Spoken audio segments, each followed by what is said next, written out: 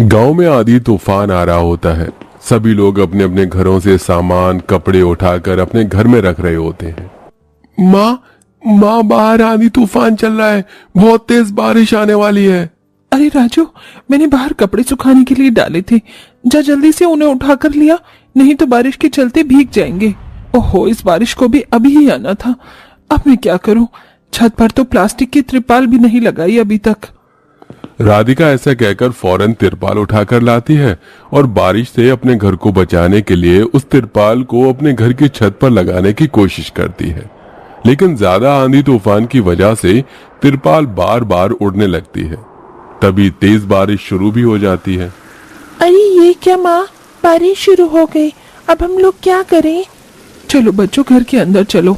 अब हम लोग ये तिरपाल घर की छत पर नहीं लगा पाएंगे, इससे अच्छा है कि बारिश से बचकर घर के अंदर ही रहें। राधिका अपनी बेटी और बेटे के साथ घर के अंदर आ जाती है, जहां एक खाट पर उसकी सास लेटी हुई है। अरे बहू, बाहर बारिश हो रही है, अब कुछ ही देर में छत से पानी टपकने लगेगा। कितने दिन से कह रही थी अर्जुन से कि बेटा छत पर तिरपाल लगा दे, लेकिन वो मेरी बात सुनता ही नहीं है। कोई बात नहीं माँ जी, जब वो ड्यूटी से आ जाएंगे तो इस काम को कर देंगे, तब तक बारिश भी कम हो जाएगी। राधिका इतना कह ही रही थी कि उनके घर के अंदर से पानी टपकने लगता है। पानी को टपकता हुआ देख राधिका और उसके दोनों बच्चे फौरन घर के बर्तन उठाते हैं और टपक रही जगह पर लगा देते हैं। हे भगवान, घर के अंदर पानी टपकने लगा, अब थोड़ी ही देर में घर के अंदर पानी भी भर जाएगा। सही कहा माँ आपने, अगर हमारा घर पक्का होता तो ऐसा ना होता। आप हमारे घर को पक्का क्यों नहीं बनवा देती हो? अरे बेटी, घर पर पैसा लगाना तो बहुत दूर की बात है, अभी घर में 2 वक्त का खाना मिल जाए वो ही बहुत बड़ी बात है। राधिका ऐसा कहकर आरती को पढ़ाई करने के लिए भेज देती है। आज अगर पैसे होते तो इतनी परेशानियों का सामना न करना पड़ता और मैं अपने इस टूटे फूटे घर को या तो मरम्मत करवा लेती या फिर इसकी छत ही डलवा देती। पैसा न होने की वजह से राधिका अपने घर को पक्का नहीं करवा पाती। देखते ही देखते अब उनके घर में चारों तरफ पानी ही पानी भर जाता है और इधर अमीर घर के बच्चे और माता पिता सभी बारिश में नहा रहे होते हैं। अरे निर्मला, आज भी तुम बिल्कुल वैसी दिखाई देती हो जैसी शादी के समय दिखाई देती थी। पहली बार जब मैंने तुम्हें देखा था तब भी तुम भीगी हुई साड़ी में थी और बहुत जोरों से बारिश हो रही थी।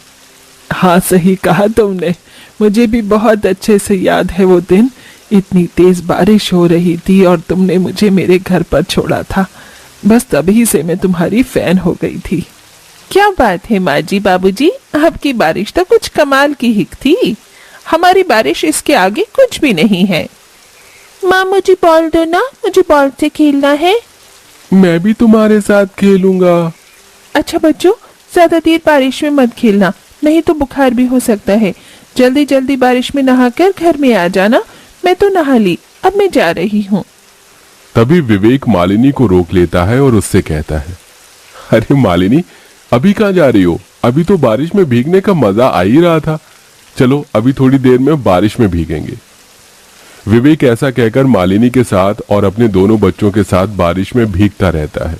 इधर वो अमीर परिवार बारिश का आनंद उठा रहा था तो गरीब परिवार के घर में पानी इतना भर गया था कि उन्हें बर्तन लेकर पूरे परिवार को एक साथ पानी घर से बाहर निकालना पड़ रहा था। कोई बात नहीं, सब कुछ ठीक हो जाएगा। कब क्या ठीक होगा? जब जब बारिश आती है हमारी यही आफत हो जाती है। जब पैसे आएंगे तो हम इस मकान को पक्का कर देंगे। राधिका ऐसा कहकर सभी का हौसला बढ़ा रही होती है। पूरा परिवार बहुत ज्यादा परेशान था। जब जब बारिश होती है तो गरीब लोगों के साथ ऐसा ही होता है। किसी गरीब की पक्की छत नहीं होती तो किसी के घर में सीधा पानी भर जाता है। शाम के वक्त जब अमीर बच्चे राजू और आरती को घर से पानी निकालते हुए देखते हैं तो उनके ऊपर हंसने लगते हैं। अरे ये क्या, तुम्हारे घर में तो पानी भर गया है। पता है हमारे घर में चाहे जितनी भी बारिश हो जाए कभी भी पानी नहीं भरता। आप पानी कब तक निकालते रहोगे? चलो खेलने चलते हैं।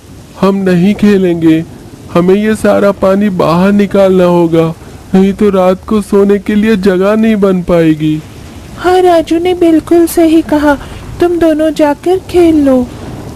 इधर सोनू और श्रेया बारिश में पानी से खेल रहे होते हैं तो इधर आरती और राजू अपने घर से पानी निकालते हैं, लेकिन बारिश रुकती ही नहीं। वो बहुत ज्यादा थक जाते हैं, जिसके चलते थोड़ी देर बैठ जाते हैं। अब तुम दोनों थोड़ी देर आराम से बैठ जाओ। मैं तुम्हारी मदद करता हूँ, हम दोनों निकाल देंगे सारा पानी। राधिका और अर्जुन दोनों पति पत्नी मिलकर अपने घर से पानी निकालते हैं। जैसे जैसे बारिश खत्म होती है वो पानी निकालकर अपने घर को सुखा लेते हैं। हमें सरकार से बात करनी चाहिए, अगर हमें लोन मिल जाए तो हम अपने मकान को पक्का कर लेते हैं। सरकार ऐसे लोन नहीं देती, लोन मिलना बहुत मुश्किल है, और फिर अगर हमने लोन ले भी लिया तो उसे चुकाएंगे कैसे? आपने बिल्कुल सही कहा। पूरा परिवार इसी बारे में सोचता हुआ रात बिता देता है, और यहाँ अमीर परिवार बारिश में नहाने के बाद ठंडी ठंडी आइसक्रीम खाते हैं और बाहर से खाना ऑर्डर करते हैं। आज खाना बाहर से ही खाएंगे, मैं आज खाना नहीं बनाना चाहती, मैं थक गई हूँ। मालिनी के कहने पर विवेक सभी के लिए बाहर से खाना ऑर्डर कर देता है। अमीर परिवार बाहर से खाना मंगवा कर खाते हैं और कुछ ऐसे ही छोड़ देते हैं जो उनसे खाया नहीं जाता। तो यहाँ गरीब परिवार के घर का चूल्हा गीला होने की वजह से खराब हो जाता है और उनके घर पर चूल्हा जल ही नहीं पाता। अब मैं क्या करूं, चूल्हा भी नहीं जल रहा, एक के बाद एक परेशानी आती ही रहती है। शकुंतला इधर से उधर कुछ ईंटें इकट्ठा करती है और उन्हें जोड़कर चूल्हा तैयार करती है। मिट्टी वाला चूल्हा तो खराब हो गया, लेकिन ये ईंट का चूल्हा खराब नहीं होगा। इस तरह राधिका उस पर खिचड़ी बनाकर सभी को खिलाती है। रात को फिर से धीरे धीरे बारिश होने लगती है। जैसे तैसे तो उन्होंने घर से पानी निकाला था, अब फिर से उनकी छत टपकने लगती है। उनकी रात बहुत मुश्किलों से बीतती है। अपनी ये सारी परेशानी देखकर राधिका अपनी पड़ोसन मालिनी के घर आती है। मालिनी दीदी, हमारे घर की छत बहुत कच्ची है, बारिश के चलते छत से पानी टपकता है और घर में भर गया है, बहुत परेशानी हो गई है। बारिश में हमें कुछ पैसे उधार दे दो, हम अपने घर की छत का थोड़ा काम करवा लेंगे। काहे के पैसे दे दो? पैसे क्या पेड़ पर उगते हैं? मेरे पास कोई पैसे वैसे नहीं है, चले जाओ यहाँ से और दोबारा यहाँ मत आना। मालिनी ऐसा कहकर राधिका को वहां से भगा देती है। राधिका को बहुत बुरा लगता है और वो चुपचाप वापस अपने घर आ जाती है और इसके बाद इसके बारे में किसी को बताती तक नहीं। ऐसे ही कुछ दिन बीतते हैं और अब राधिका को एक दरोगा के पास मजदूरी का काम मिल जाता है।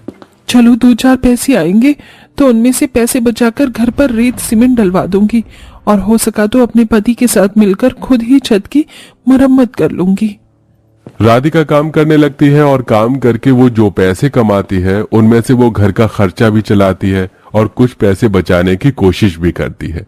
जो पैसे वो बचाती है उन पैसों से वो रेत, बदरपुर और सीमेंट खरीद लेती है, जिसके चलते वो खुद अपने पति के साथ मिलकर अपनी छत की मरम्मत धीरे धीरे करने लगती है। ऐसे ही धीरे धीरे उनकी घर की मरम्मत हो जाती है और अब उनके घर में पानी टपकना बंद हो जाता है। लेकिन इधर अमीर घर पर छापा पड़ जाता है। जिस जमीन पर उनका घर था वो गैर कानूनी जमीन थी। देखो, अब तुम्हें यहाँ से ये घर खाली करना होगा। ये घर सरकार की जमीन पर बना हुआ है, इस पर तुम्हारा अब रहने का कोई अधिकार नहीं है। ये कैसे हो सकता है? सालों से हम यहाँ रह रहे हैं, ऐसा पहले कभी नहीं हुआ। तुम बहुत सालों से यहाँ बिना टैक्स दिए रह रहे हो, तो सरकार तुमसे और पैसे वसूल लेगी। इससे अच्छा है कि तुम इस जगह को ही खाली करके चले जाओ। ऑफिसर ऐसा कहकर उन्हें खाली करने के लिए कहकर चले जाते हैं। अब अमीर परिवार को अपना आलीशान घर छोड़कर बेघर होना पड़ता है। उनके सिर पर छत तक नहीं थी। उनकी ये परेशानी देखकर राधिका उन्हें अपने घर में पनाह देती है। अरे मालिनी दीदी, इतने सालों से आप हमारी पड़ोसन हो, अब आपके ऊपर इतनी परेशानी आई है तो अब हमारे घर पर आप रह सकती हो, कोई परेशानी वाली बात नहीं है। ये सुनते ही मालिनी को वो दिन याद आ जाता है जब राधिका ने उसे अपने घर की छत की मरम्मत करवाने के लिए पैसे मांगे थे। मुझे माफ कर देना, तुमने मुझसे मदद मांगी थी और मैंने तुम्हारी मदद भी नहीं की थी, लेकिन आज तुमने मेरी मदद बिना कहे की, शायद इसलिए आज हमारा ये हाल हुआ है। कर्मों का फल हमेशा जल्द ही प्राप्त हो जाता है। शायद मुझे मेरे कर्म का फल पूरे परिवार के साथ मिला है। इस तरह मालिनी अपनी गलती को स्वीकार करती है कुछ दिन वो राधिका के घर पर रुकती है और जब विवेक घर का इंतजाम करता है तो वहां से चली जाती है। अब गरीब परिवार की भी बारिश धीरे धीरे ठीक से जाती है, उन्हें पहले की तरह ज्यादा परेशानी उठानी नहीं पड़ती।